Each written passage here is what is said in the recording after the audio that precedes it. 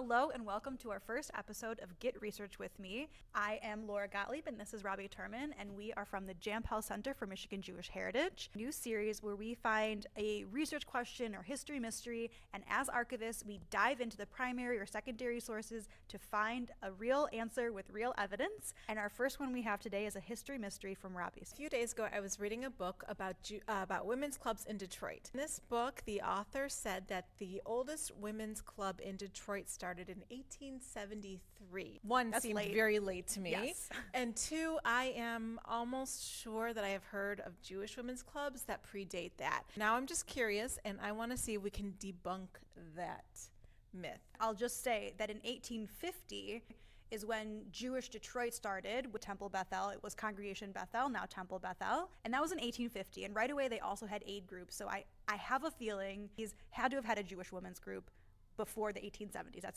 feels very late. So Right. Let's dive into some sources. First could be even secondary sources on Jewish Detroit for that time period. Yes. So There's books written about the Detroit Jewish community, about Bethel and Congregation Sher Tzedek. Both have been around prior to 1873. and so let's dive into some secondary sources. Okay.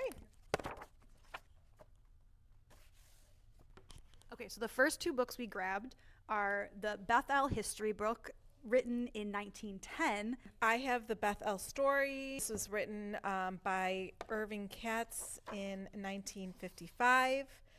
Again, so secondary source and later than that source. So why don't you try yours first? All right, let's dive in.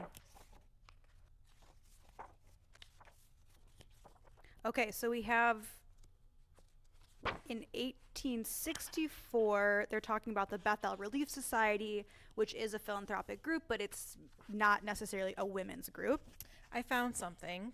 In 1863, Rabbi Lazer organized the Ladies' Society for the Support of Hebrew Widows and Orphans, known as the Frauenverein. And Women.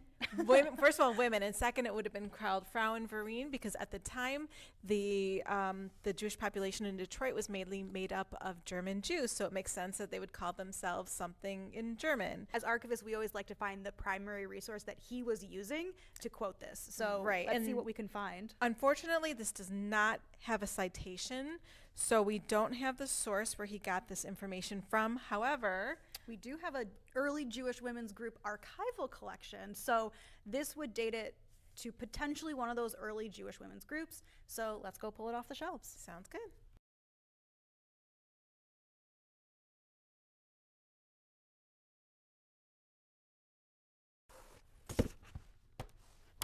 Oh, I see it. Okay, so it's a mix of different organizations in here, but there's a folder that says Constitution. So I'm going to pull that out. There's two things. So first is the history of Jews in Michigan by Irving Katz. Like that's a secondary source. It's helpful to be in there. But we're going to look at what looks Okay. to be a primary source. So this It looks like old. It's the actual Constitution. So first interesting is that the Constitution is written In German. which And Frauen. Vereen, so yes. There it you know is. It's the right thing. The date on it says Detroit, 1st of June, 1865. It's very good German. So June's we know in German on here. at least it was around by 1865. It might have been the group was around and the Constitution was either not done until 1865, or it might have been that they just I'm redid looking it. down at this as if I could possibly read German. So I it's cannot. But we can good see the group transfer. exists. The group exists. It has a constitution already by 1865. So I think we're able to Yes. officially say that this myth has been busted Yeah, this case is closed.